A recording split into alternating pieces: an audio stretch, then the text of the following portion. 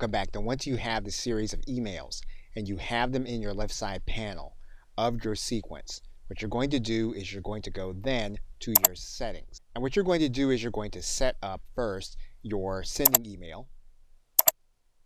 You're then going to set up the time of day. Now, what we're going to do is leave this in the default setting so that it will be determined by the time of day when it has been sent in. Obviously, though, what you can do is you can set it so that these emails are going to go out at a particular time every single day.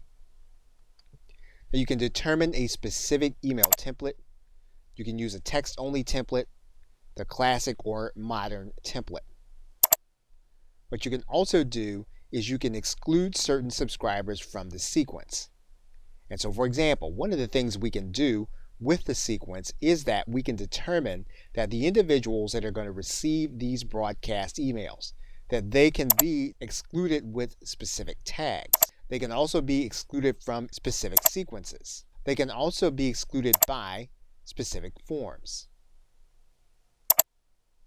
And basically what you have is you have the ability to make sure that the only individuals that are going to be getting automated emails in a sequence are going to be the individuals that you want to receive the email. What you can also do with this sequence is you can duplicate the sequence or clone it so that you can reproduce it for another set of subscribers. You can also delete the entire sequence by going inside of this area. What we're going to do right now is we're going to click Update Sequence.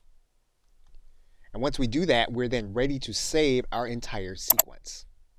And finally, we can test the email by having it sent to our sending address. Okay, so with that, thanks, and I will see you in another video.